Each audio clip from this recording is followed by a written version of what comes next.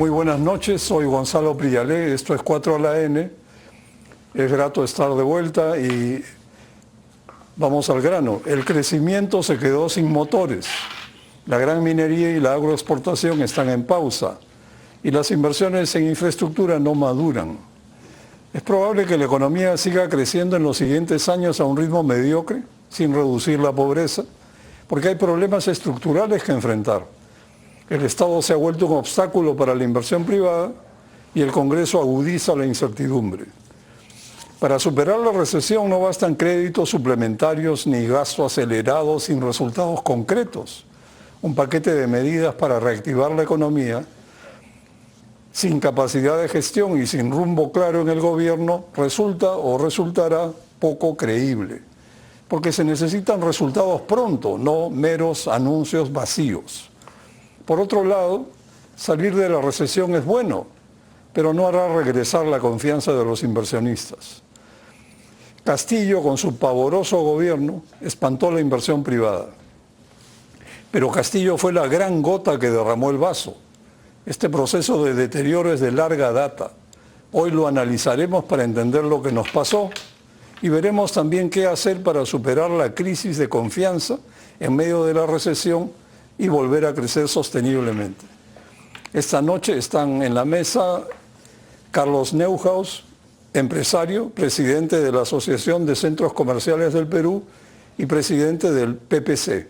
Lucho Valdivieso, exministro de Economía y Finanzas, y Hugo Perea, economista jefe para el Perú de BBVA Research. Muy buenas noches a ustedes tres. Me da mucho gusto que estén aquí y empecemos. El Perú se está paralizando. Lo que nos está pasando es un desenlace. No empezó la semana pasada. Fue incubándose.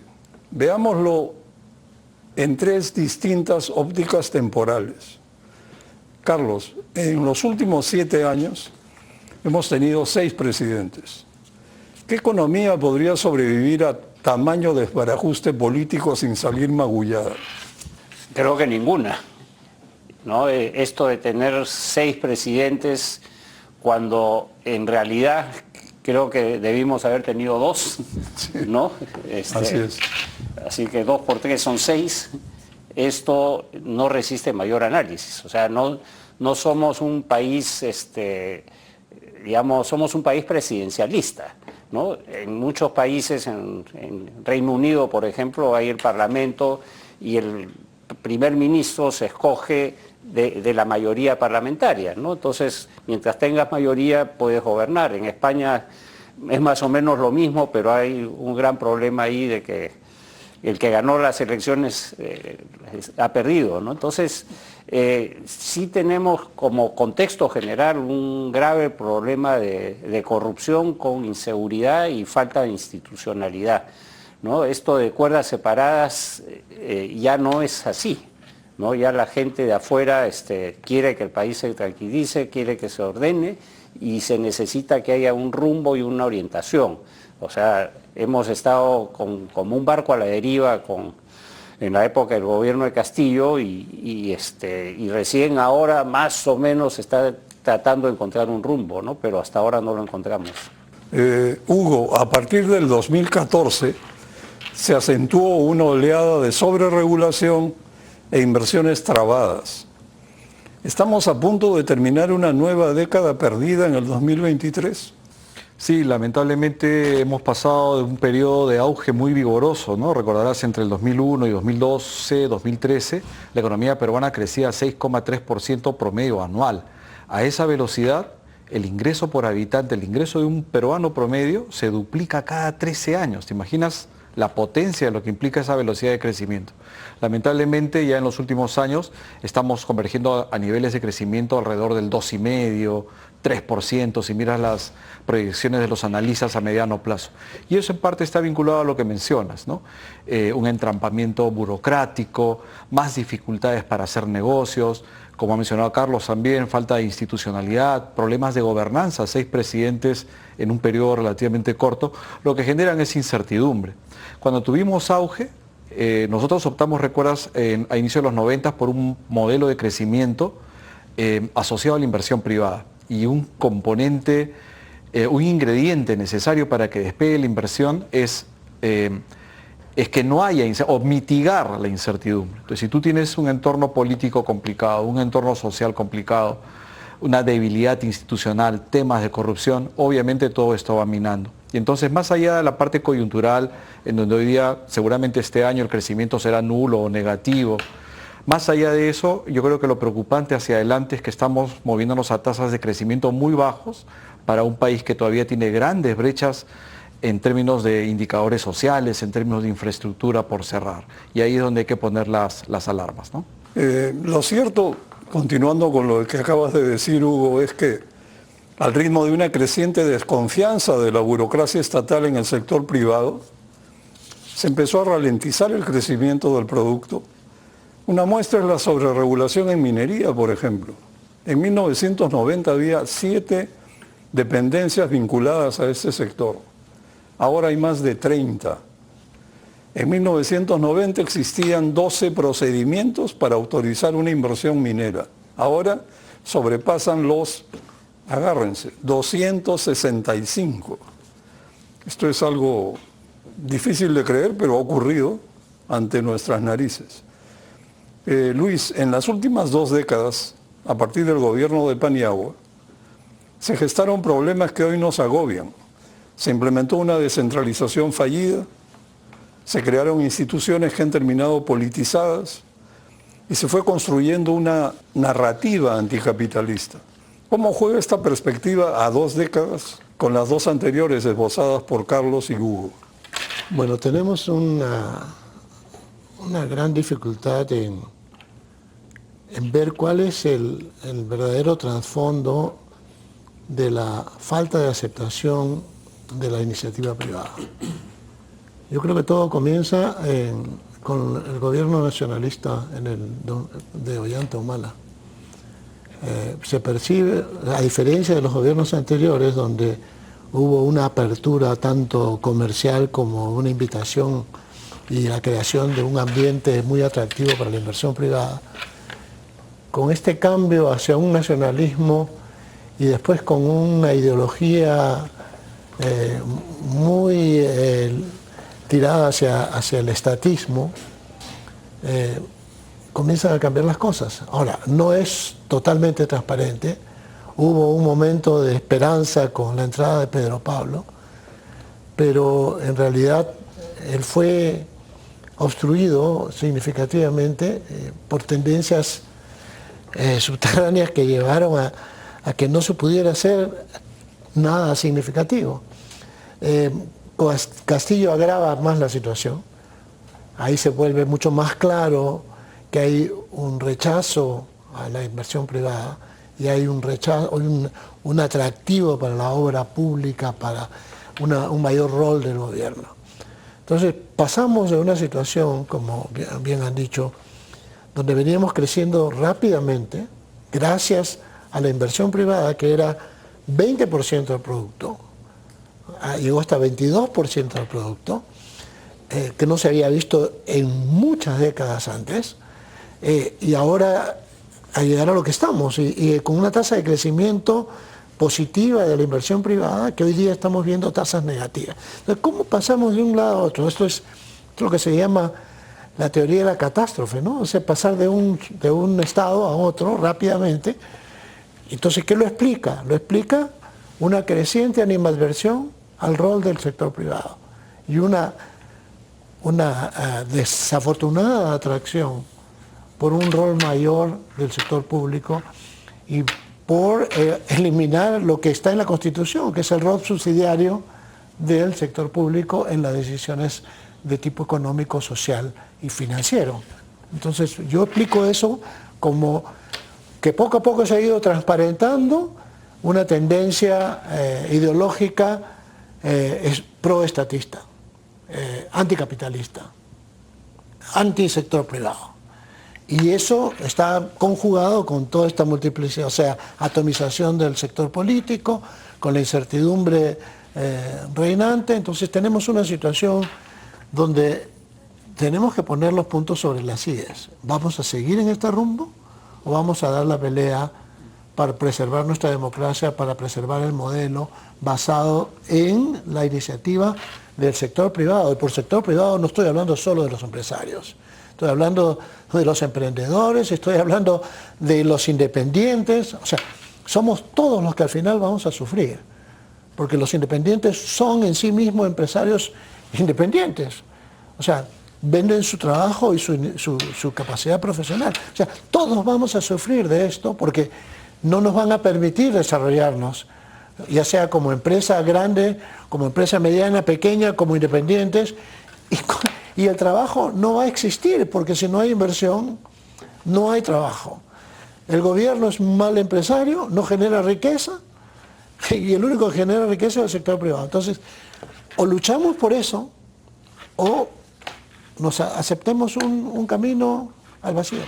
Yo agregaría algo, ¿no? En las últimas 2 décadas, digamos, mientras el mercado operaba, o el mercado operaba mientras el Estado se burocratizaba, y el piloto automático trajo complacencia, y mientras el país crecía a buen ritmo, todos mirábamos para adelante, ¿será?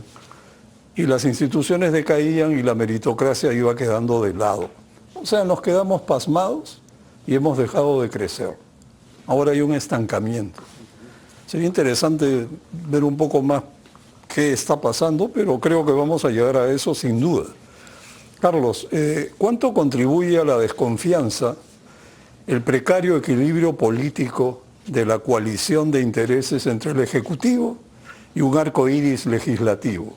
¿Este equilibrio populista y las normas que produce desalientan a los inversionistas? Por supuesto, y el tema es que muchos en el Congreso creen que, y en el Ejecutivo está sucediendo por contagio, ¿no? Que meter más dinero a la economía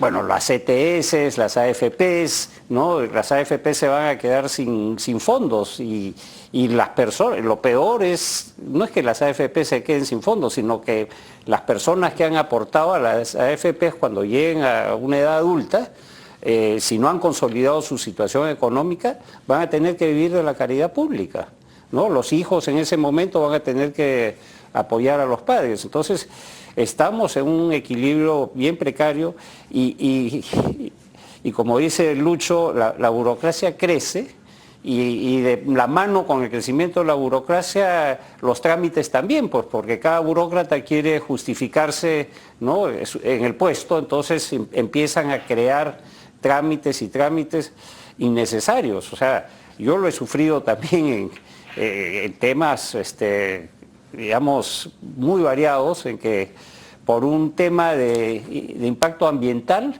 te mandan, tienes que dar vueltas por 2 o 3 ministerios. Entonces eso, cosas sencillas como construir cerca del mar, en la zona de la Costa Verde, ¿no? Ahí está la Autoridad de la Costa Verde, está DICAPI, está el Ministerio del Ambiente, y están las municipalidades, o sea, todos confluyen ahí. Y es interesante notar, Carlos está hablando de centros comerciales, ¿eh? no de minas. Claro. Perdón, en este caso no, pero en minería es horrible la cantidad de trámites que tienen. He estado en Perumín hace poco y hablaban pues de que se van a consolidar los trámites, que hay una ventanilla única y que ya, hasta ahora no sé si ha aparecido algo que ayude a aliviar las cosas, creo que todo lo contrario. Es cierto. ¿Cuánto, Lucho, al frenarse el crecimiento, la recaudación en enero-octubre de este año ha caído como 14% versus el mismo periodo del año pasado? Y según el Consejo Fiscal, las cifras de crecimiento proyectadas en el marco macroeconómico multianual pecan de optimistas. Así es. Contribuye a generar desconfianza también el riesgo de quebrar la regla fiscal este año y el próximo, y que además peligre la calificación crediticia del país. Exactamente. Justamente, qué bueno que trae esa colación lo de las reglas. Parte de lo que se logró al principio de las reformas en los 90 fueron 2 cosas. Uno, establecer reglas para eliminar la arbitrariedad de los burócratas.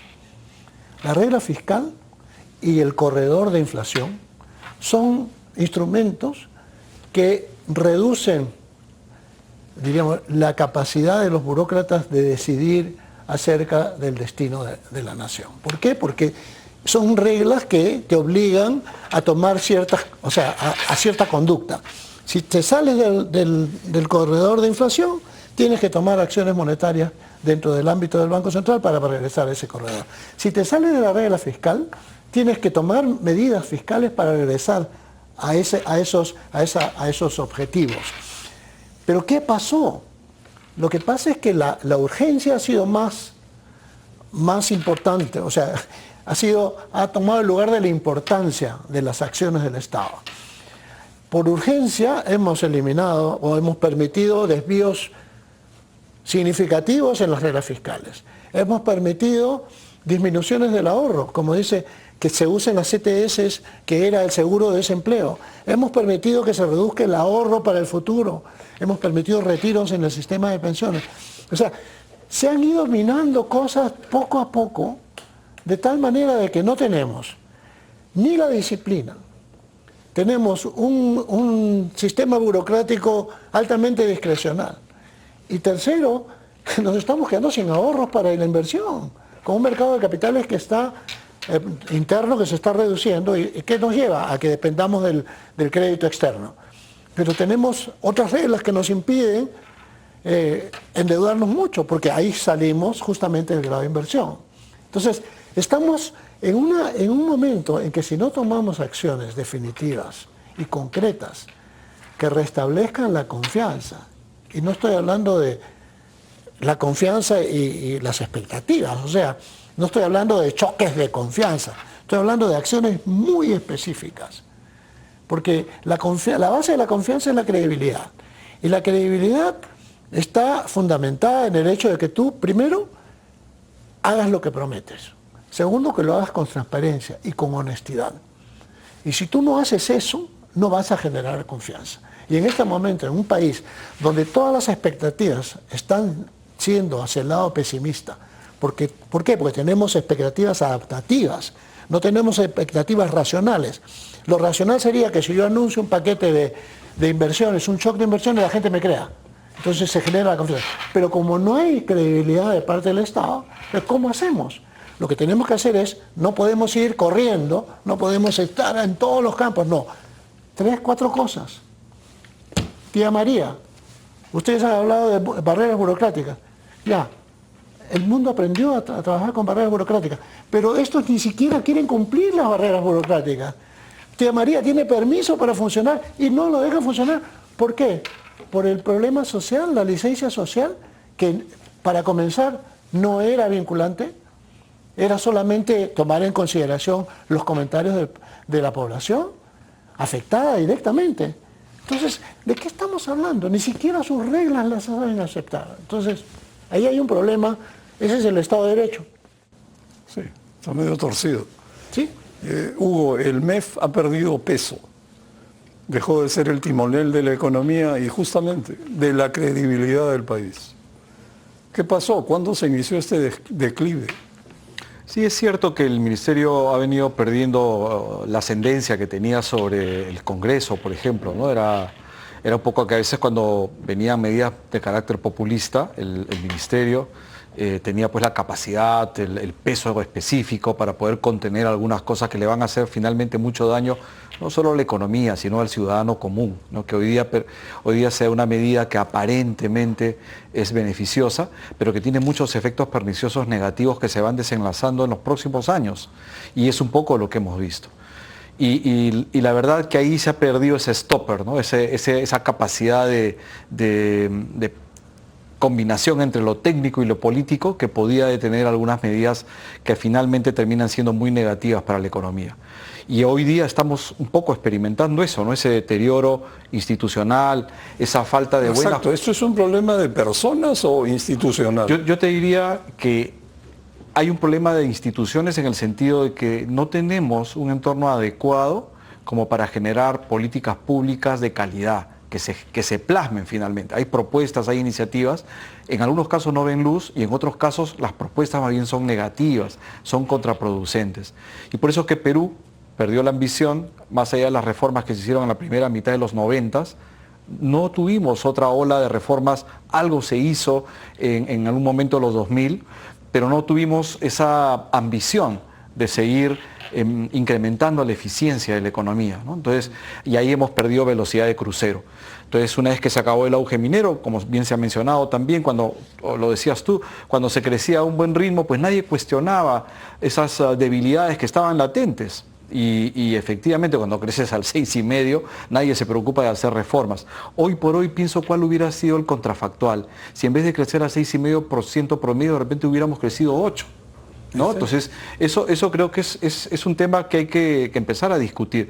Y te dejo con un tema que me preocupa, ¿no? Que tal vez esto va a permitir que la gente interiorice cómo esto le deteriora su día a día, ¿no? Este año el ingreso por habitante en Perú va a caer, va a ser negativo. No habíamos tenido esta figura, sacando la pandemia el 2020, no habíamos tenido un retroceso en el ingreso per cápita desde el año 2001. No podemos seguir en este ritmo, tenemos que seguir creciendo, si no nos vamos a quedar atrapados en una economía de ingresos medios y vamos a ir moviéndonos hacia economía de ingresos medios bajos, ¿no? Bueno, vamos a una pausa y regresamos.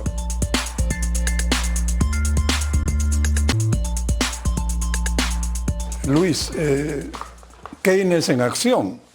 El MEF enfrenta la recesión con puro gasto público, con punche a diestra y siniestra y más déficit.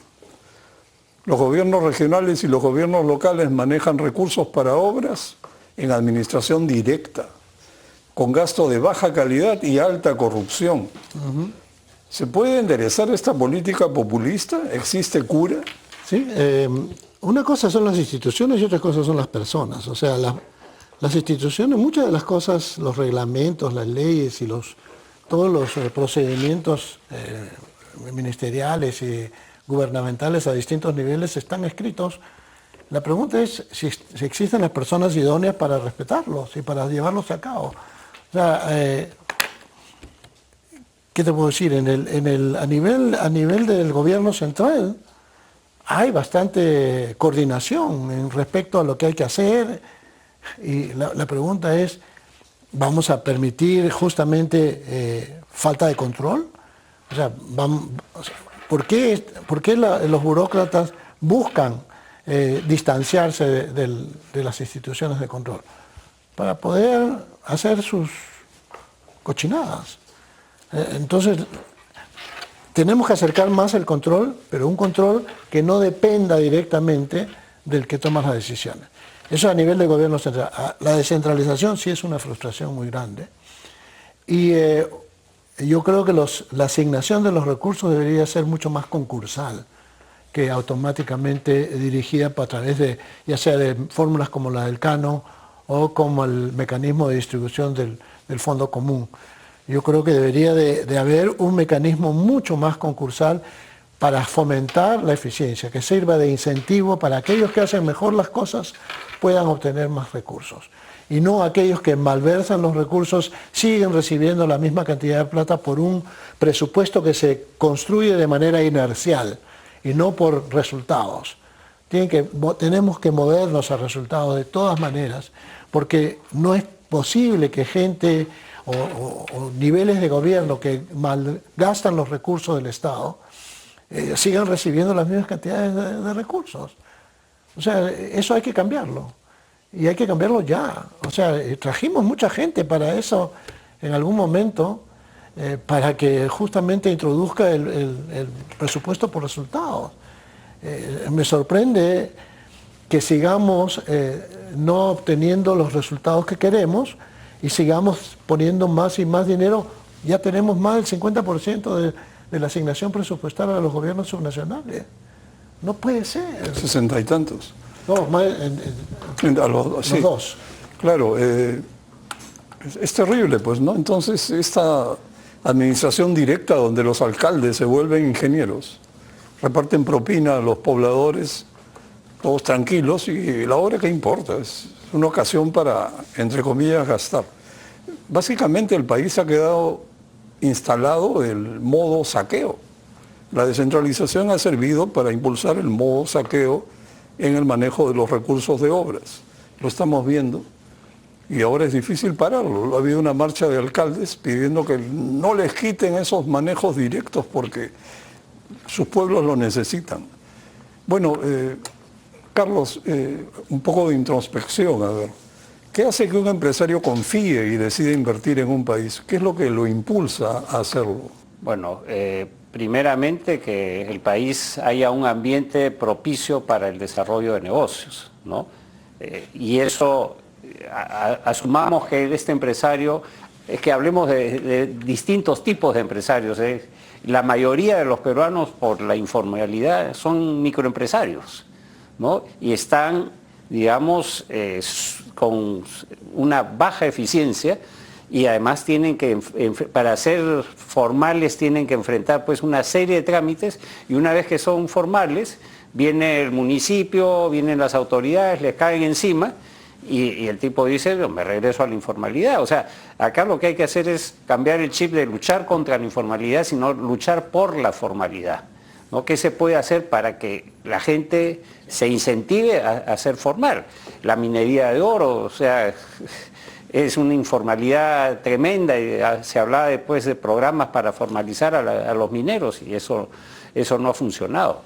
Y el inversionista grande que tiene que decidir entre si invierto en una mina aquí o en Chile o en Canadá, ve las condiciones, la inestabilidad política, los incendios que han habido, y lo va a pensar N veces, ¿no? A no ser que se les dé las garantías, etcétera, y le ponga pues antes la Guardia Republicana, hoy día policías que, ¿no? O guardia privada. O sea, no podemos estar en esa situación, ¿no? Y bueno, y la informalidad y la corrupción, eso se tiene que acabar, ¿no? Y todo parte del ejemplo, ¿no? Si las autoridades son corruptas, de ahí para abajo todo es corrupción.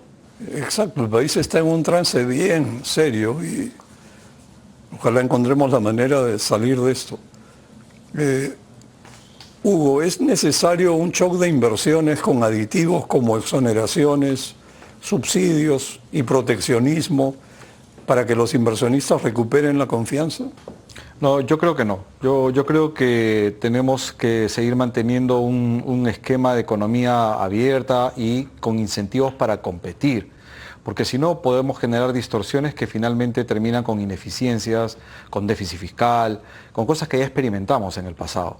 Yo no soy muy partidario de ese tipo de iniciativas, por el contrario, creo que lo que nos dio mucho rédito fue precisamente, por ejemplo, ¿no? Cómo cambiamos en los 80 de una economía cerrada, de un modelo que seguía el esquema de la CEPAL, digamos, de sustitución de importaciones, a una economía abierta, que entramos a competir, obviamente generando los espacios y los canales adecuados. La firma de un tratado de libre comercio fue fundamental, y poco a poco los empresarios peruanos, la clase corporativa peruana, la clase empresarial peruana, demostró que podía competir sin problemas.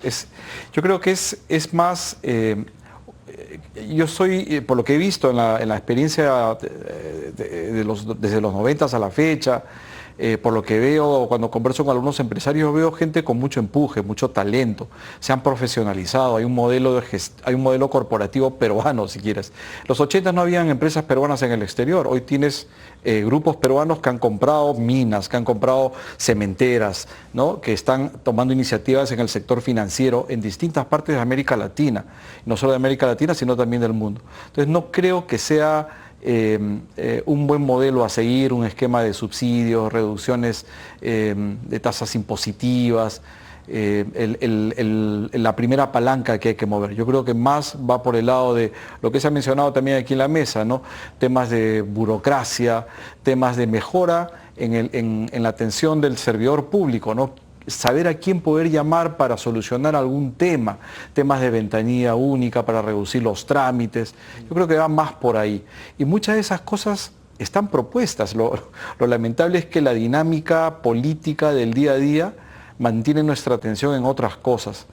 En el 2018 se publicó el Plan de Competitividad y la Productividad, 9 ejes con medidas propuestas, con líneas base, con indicadores de seguimiento. En vez de estar discutiendo eso en esta mesa, mira lo que nos ocupa hoy en día, ¿no? Esa coyuntura tan complicada. O sea, el plan de infraestructura nacional puede que nos guste, puede que no nos guste, pero hay que discutirlo. Sobre eso deberíamos estar hablando para seguir relanzando el crecimiento. Lamentablemente, pues estamos en otra situación, en otro contexto.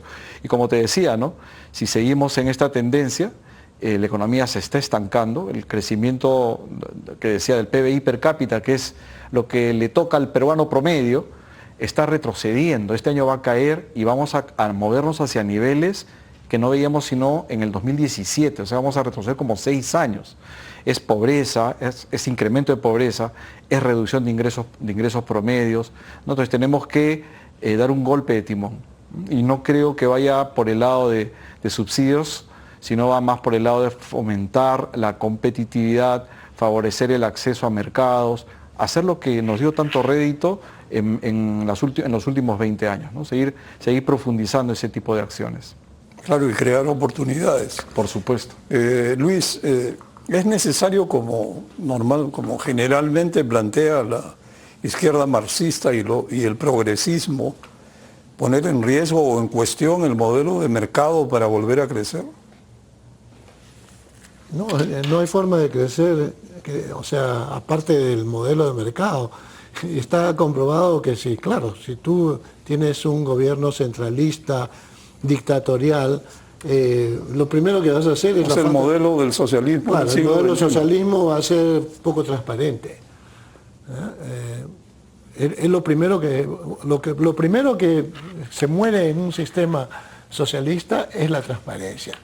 Y lo segundo que muere es la contabilidad, porque tienen una contabilidad muy caprichosa, o sea, tienen categorías analíticas muy distintas a la economía de mercado. Entonces, es otro mundo. Entonces, el modelo de mercado, ¿qué es lo que permite? Que cada uno se desarrolle de acuerdo a sus capacidades. ¿Cómo se destruye el modelo de mercado? Cuando no hay competencia. Porque si hubiera libre competencia, cada uno debería alcanzar su nivel de eficiencia. Y sobre ese nivel de eficiencia va a estar basada su compensación monetaria. O sea, es lo que se llama el valor del producto marginal de tu eficiencia. O sea, pero tiene que haber libre competencia. ¿Qué pasa cuando agarra y dices, un sindicato dice, no, yo quiero un salario mínimo? Y vamos a luchar por un salario mínimo que cubra la canasta básica. Oye, hay 70% de los trabajadores que están dispuestos a trabajar por menos. No, tenemos que proteger los intereses laborales. Y claro, una vez que son los beneficios sociales alcanzados, ya no se pueden modificar. No se le puede despedir a la gente una vez que está contratada, a menos que tenga compensaciones, y ahora peor, porque hay daño moral además. Entonces, tienes barrera a la entrada, barrera a la salida, un mercado laboral súper restringido. Eso destruye el mercado. Porque el mercado dice, si hay gente que está dispuesta a trabajar por un salario menor, deberías dejarlo trabajar. Ahora, no tiene por qué ser informal. Ese es el problema. Que la definición, hay que pelear por formalizar a la gente y no pelear contra la informalidad. Decirle, si no registras a todos tus trabajadores, te vamos a poner la multa, te voy a mandar una fil, te van a inspeccionar 3 veces al mes y vas a tener metido un inspector todo el tiempo en tu empresa. Cuando en realidad hay que ver el otro lado de la medalla. ¿Qué es lo que previene que la gente se formalice? Hoy día en la mañana escuchaba algo sobre las trabajadoras del hogar. Que los trabajadores del hogar, que tienes que registrar los contratos, que tienes que pagarles 48 horas, que si son 24 le tienes que pagar la mitad de la gratificación. Y porque a ti, mira, pregúntale a todo el mundo, las empleadas vienen y dicen, o sea, ¿te voy a pagar la AFP? No, señor, deme por fuera la AFP. ¿Le voy a pagar seguro médico? No, señor, yo no quiero eso, porque ya mi esposo tiene. O sea, llega un momento en que tú dices, oye, pero esta persona quiere ser informal. La pregunta es, ¿la formalidad te lleva a que la persona se actúe de esa manera? ¿Qué ha condicionado que la gente se comporte de esa forma? Eso hay que cambiarlo, eso es un chip que hay que cambiar. Totalmente de acuerdo con Carlos. ¿Puedo comentar Claro, solamente un tema sobre las economías de mercado? Creo que la evidencia ha sido contundente, ¿no? O sea, la mejor manera que se ha inventado la humanidad para generar progreso e incrementar el bienestar de la gente, de millones de personas, es economías de mercado. Podemos discutir si el resultado de equilibrio genera más inequidad o no, pero eso es otra dimensión de la discusión. incluso las economías que los países nórdicos, donde hay un esquema impositivo bastante alto, que han generado en alguna medida una situación más equitativa, pero son economías esencialmente de mercado. Entonces no veo un ejemplo que nos diga hay que modificar lo que aquí en Perú también funcionó durante buena parte de los 20 años anteriores, ¿no? Entonces, es cierto que hay que buscar un equilibrio, lo que el modelo económico, lo que una economía de mercado que tiene que cumplir muchas condiciones, igualdad de oportunidades, eliminación o control de monopolios, no digo eliminación porque hay monopolios naturales, pero hay que regularlos, ¿no? Cuando una economía de mercado opera bien, y para eso requiere un entorno institucional adecuado, el progreso se disemina para todos, ¿no? Y luego puedes encontrar fórmulas para generar algo más de redistribución. Es lo que ha llevado al éxito a los países nórdicos. Cuando los países nórdicos exageraron la intervención del Estado, acuérdate Suecia, enfrentó una crisis muy complicada a inicios de los 90 y tuvo que hacer toda una reestructuración de su estado del bienestar. Pero en esencia, estos países que han sido muy exitosos en términos de incremento de la expectativa de vida, bienestar social, etcétera, son economías de mercado. Y eso creo que no es algo que sea necesario cambiar, ¿no? Ahora, pasemos un poco al lado político, Carlos. ¿Tú consideras posible, como algunos plantean, relanzar el modelo mediante un acuerdo nacional entre los grupos políticos para llegar al 2026 en mejores condiciones? A ver, ojalá que haya una desconcentración de partidos, porque muchos, uno los califica partidos corporativos que no tienen, digamos, seguidores y no tienen empleados, ¿no?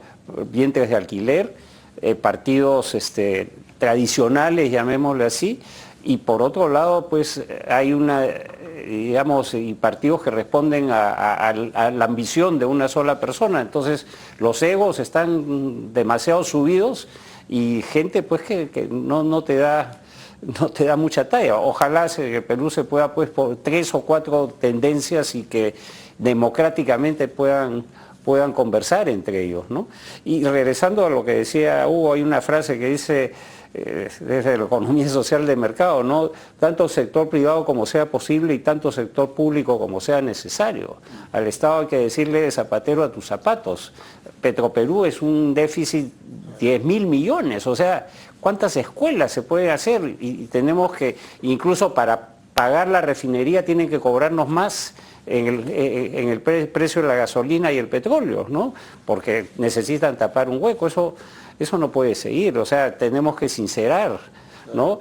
Y por ejemplo, la racionalización de los ministerios, creo que hemos hablado acá o sea, si se concentrara toda la obra pública en 1 o 2 ministerios, los demás ministerios serían, pues, para regular la actividad. O sea, el Ministerio de Salud, los médicos están preocupados por hacer hospitales, etcétera, que se lo entregue al que sabe y que haga, pues, los hospitales de acuerdo a las normas internacionales.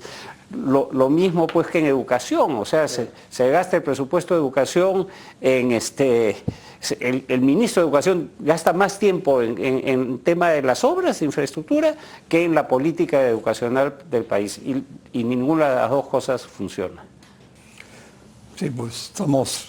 Ahora, una pequeña lucecita, ¿no? La inflación está empezando a bajar y esto va a permitir que el crédito pueda ser accesible a más personas para, por ejemplo, comprarse una vivienda, y esto podría darle un pequeño impulso a los programas de vivienda. Para terminar, y nos quedan un par de minutos, Hugo, antes de ir a la pausa, al finalizar octubre la inversión pública volvió a caer. Se devengó 52% del PIB o presupuesto de obras públicas por unos 34.000 millones de soles. Quedan por gastar unos 32.000 millones de soles en 2 meses. Absurdo, imposible. La incapacidad de siempre en la gestión del gasto público. ¿Es sensato, Hugo, seguir insistiendo en la inversión pública para reactivar la economía? No, yo creo que la inversión pública es el gatillo, ¿no? Y después lo importante para que la política fiscal, en este caso vía inversión pública, que tiene un efecto multiplicador mayor que vía el gasto corriente, desde luego, es un gasto de mayor calidad, tiene que ser seguido por el sector privado. Si no sigue el sector privado, la parte del esfuerzo fiscal que se haga desde ese punto de vista es realmente pequeño. Mira, todo lo que suma Compunche Perú, los programas, los 3, 1, 2 y el de emergencia, son como 16.500 millones de soles. Eso es 1,6% del PIB. Entonces, y muchas de esas cosas no necesariamente tienen impacto inmediato. Entonces, si el sector privado no toma el tema, no vamos a ver reactivación. Y para que lo tome, tiene que haber confianza, tiene que haber credibilidad. Y por eso es que yo he insistido en que hayan compromisos específicos. 3, 4 cosas que tiene que hacer el gobierno para comenzar a relanzar esto. De lo contrario, no vamos a ir a ninguna parte. Podemos hablar de los mejores planes de reactivación. Claro, sí, porque pero de repente no es un problema de diseño. Exactamente. O sea, yo quiero rescatar el esfuerzo que está haciendo el MEF. No es un problema de diseño, es un problema de implementación que tiene que ver con un problema histórico de gestión pública, ¿no? Pero también tiene que ver con un tema de que el privado no recoge la pelota y genera un efecto más expansivo sobre la economía. Es como cuando uno tiene un auto, el arrancador es lo que está mal. Hay que arrancarlo. Bueno, vamos a una pausa y regresamos.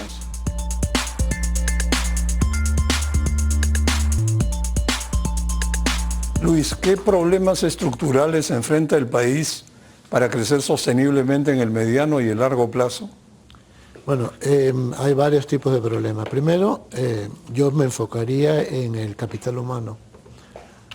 Hay que tener en consideración que hemos pasado por un momento muy difícil con el COVID, sobre todo para los niños, para el futuro del país.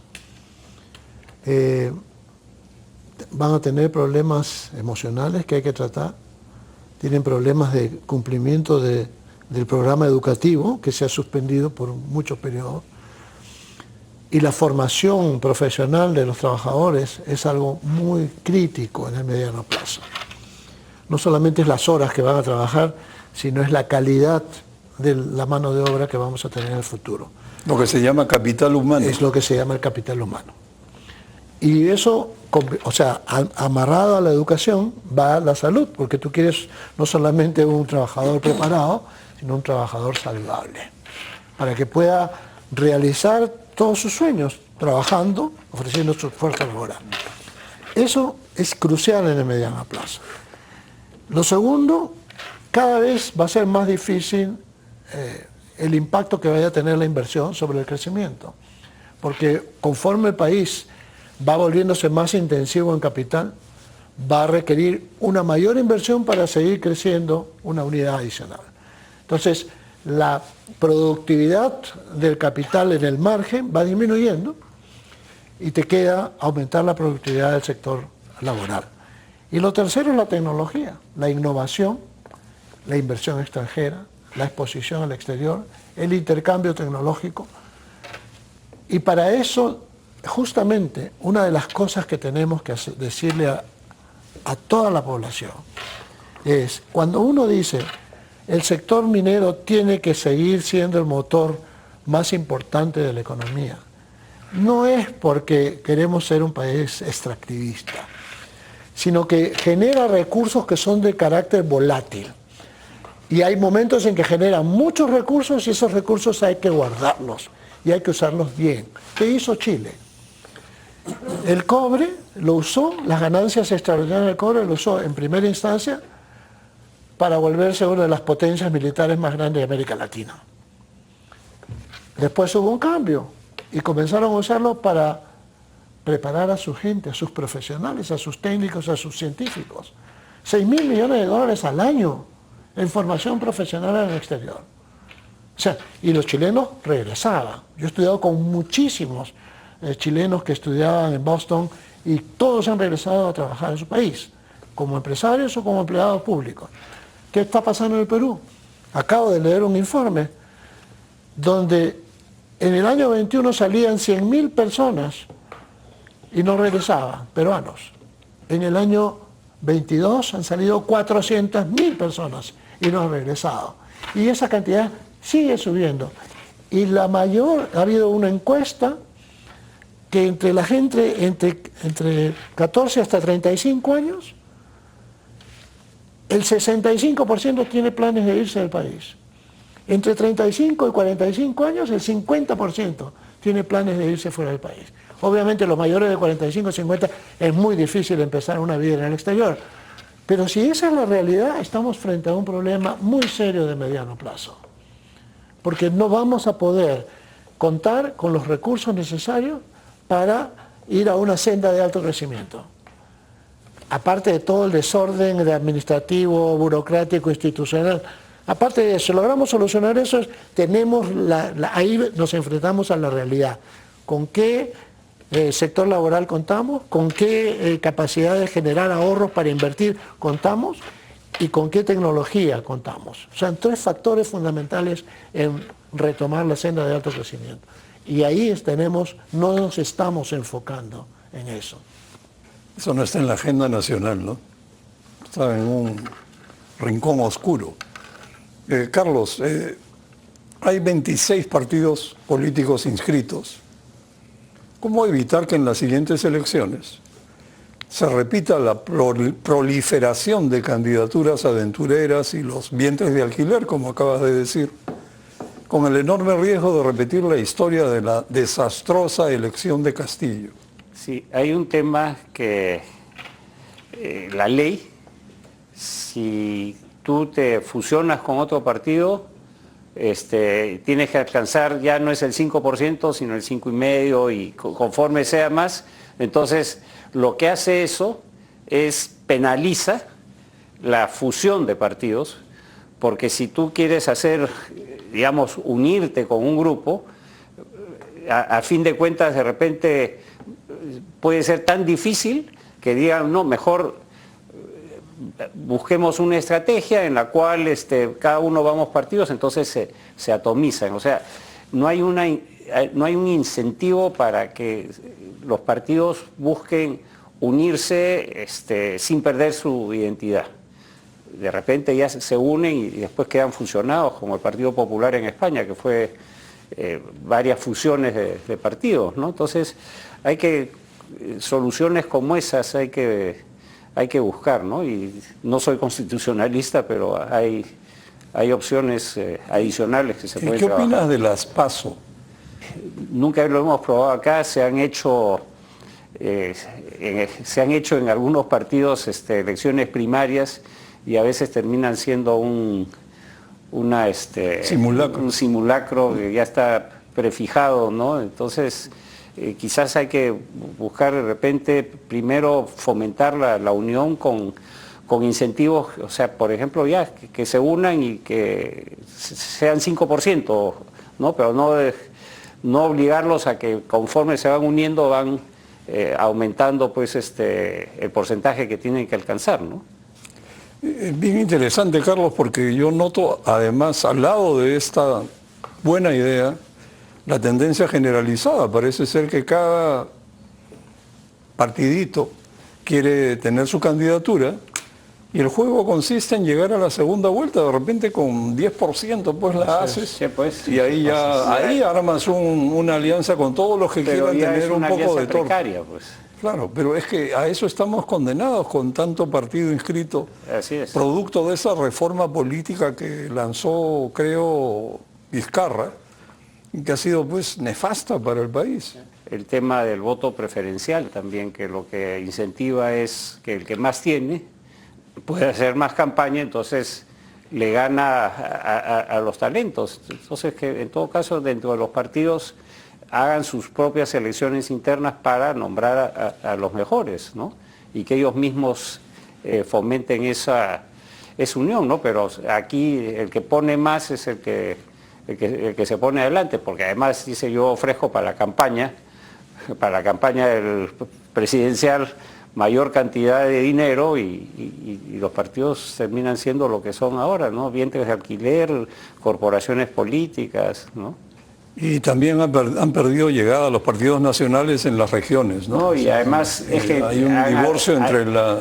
También hay que ver este tema de los movimientos regionales con los partidos nacionales, ¿no? Entonces mucha gente son pues cosas que se unen, y los partidos salen a buscar los movimientos regionales para buscar el apoyo. Entonces ahí hay algo que que no funciona, ¿no? Y los movimientos regionales lo que quieren es capturar el gobierno de la Así es, región para, claro. bueno, seamos un poco claros, saquear. Ese es el problema de fondo, creo.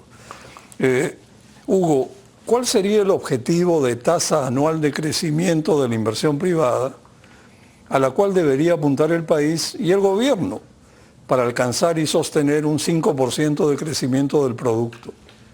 Muy interesante tu pregunta. Mira, entre el 2001 y 2019, la tasa de crecimiento promedio anual de la inversión privada fue alrededor del 8%. ¿No? Algunos periodos de mucho auge, otros incluso de negativo, pero en promedio 8%. Y tú miras las perspectivas de los forecasters del Fondo Monetario, ¿cuánto esperan de inversión privada para los próximos, digamos, del 24 al 28? En promedio 2,5. Nosotros mismos estamos esperando también un 2,5. Entonces hay una diferencia de 5,5 puntos porcentuales. Si solo pudiéramos repetir lo que ya hicimos los 20 años prepandemia, tendríamos un empuje adicional directo por inversión de más de un punto porcentual. Es decir, si las perspectivas de crecimiento para los próximos años están en 2,5, solo retornando a una velocidad de inversión privada de la que pudimos lograr por 20 años, estaríamos creciendo más cerca al 4, con 8%. Ahora, si te vas al 12, que fue el mejor momento promedio en la época del auge minero, del 2001 al 2007, 2008 inclusive, entonces seguramente estás más cerca ya al 5. Entonces no son números imposibles, los hemos hecho. Solamente regresemos al promedio y deberíamos estar más cerca al 4. Porque el impacto directo, reitero, es un poco más de un punto. O sea, en vez de crecer 2,5, debería estar en 3,5 o 3,6. Pero acuérdate que la inversión genera empleo, entonces tu consumo también debería acelerarse. Ya es un impacto más indirecto. Entonces, repitiendo los números que ya teníamos en el pasado, podríamos estar más cerca a un respetable 4%. Y no descarto ir a un 12, porque tenemos también algunas oportunidades. Por el lado minero se nos viene un tren muy favorable que va a ser lamentable que lo desaprovechemos. El pasado, este bache y todos estos riesgos geopolíticos que estamos viendo a corto plazo, este bache de desaceleración global, a partir del 24-25 se viene todo el tema de la reconversión energética y esto demanda mucho cobre. El precio del cobre va a estar expectante y hoy en día no tenemos mayor inversión en exploración. Entonces, esto es increíble. Países como el Congo nos están alcanzando en términos del segundo productor mundial de cobre. Entonces, hay inversionistas que prefieren arriesgar en un país, con todo respeto, de la África subsahariana, en vez de venir a un país como América Latina, pero que es muy volátil, que ha demostrado que puede tener 6 presidentes en un periodo muy corto, ¿no?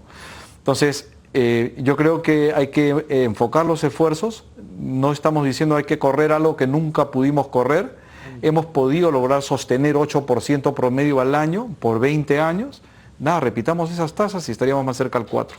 Es muy interesante, Hugo, porque todos tenemos en la cabeza el paradigma de que necesitamos crecer 4% para sosteniblemente ir saliendo de la pobreza y reduciéndola. Pero si la inversión privada es lo que genera el crecimiento, deberíamos tener otro paradigma instalado en primer lugar. Necesitamos que la inversión privada crezca por lo menos 8%. Y eso deberíamos tenerlo en la mente y mes a mes insistir y seguir la cifra, así como seguimos la cifra de inflación y cualquier otra. Es una iniciativa muy interesante, ¿no? Tener un target de Y de inversión. paso también ¿no? eso es ponerle una luz bien fuerte sobre el gobierno para que despierte, pues si quiere reactivar, lo que hay que reactivar es la inversión privada. Pero siempre con el complemento del sector externo, ¿no? Porque la inversión, cuando crece mucho la inversión, también te demanda importaciones. Exacto. Hay que tener cuidado ahí, ¿no? Que fue la combinación que tuvimos en el periodo de despegue. Creció fuerte la inversión, pero no nos olvidemos, también creció el lado exportador, entonces permitía financiar esas importaciones que te trae una inversión en minería, en otros sectores, ¿no? Ahora, Carlos, te pediría si en un minuto puedes hacer un balance de lo conversado hoy día. Tu balance.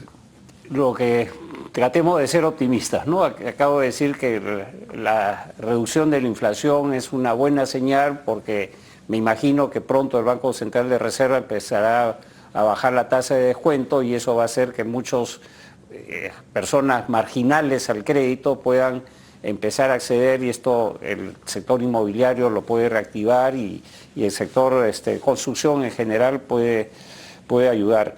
Hay cosas que, por ejemplo, es la cantidad de trámites para sacar una empresa, para hacer cosas, es increíble. Si solamente empezáramos a hacer los TUPAS, los textos únicos de procedimientos administrativos de las municipalidades, que son unas listas inmensas, ¿no? Si se racionalizara todo eso y se pusieran ciertos parámetros, no serían tan creativos los alcaldes y se les limitaría y forzara que si las cosas, si te demoras, ya tienes tu licencia aprobada por silencio administrativo. O sea, cositas así pequeñas que se pueden ir desanudando mientras todo lo que hemos conversado puede irse procesando y tratando de salir adelante, ¿no? Lucho, por favor, en unos 30 segundos, porque 30 segundos. Se nos fue el tiempo. Creo que tenemos, como bien se dijo, yo no creo que hay muchos problemas de diseño en cuanto a las políticas que hay que hacer para poder reactivar. El problema es los pasos que se van a dar.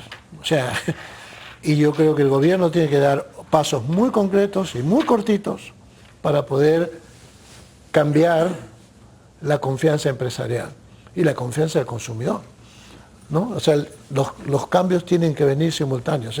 El empresario y el consumidor tienen que cambiar la confianza que tienen en el gobierno. Y eso se logra con pasos bien específicos y no con estrategias súper globales y programas de shock de confianza y punche y todo eso. Ahorita en este momento no hay alternativa a pasos concretos. Lamentablemente tenemos que ir cerrando, no nos queda más tiempo. Yo diría, finalmente, un shock de confianza a la vena pasa por destrabar la gran minería y la infraestructura en algunos proyectos emblemáticos. Y poner pronto en marcha, por ejemplo, Tía María, Conga, Chavimochic, Majesihuas, el anillo vial periférico y algunas otras concesiones maduras a cargo de Proinversión. Y además, perdón, destrabar todas estas trámites para que el pequeño empresario empiece se le suelten las amarras y pise el acelerador. Exacto, y también pasa por derogar finalmente la dañina legislación laboral dictada por Castillo, replantear la eliminación del régimen de promoción agraria y promover grandes programas de vivienda social. Bueno, ha sido realmente ilustrativo conversar con ustedes. Creo que tenemos por delante una tarea enorme en el país. Y bueno, les agradezco mucho y buenas noches.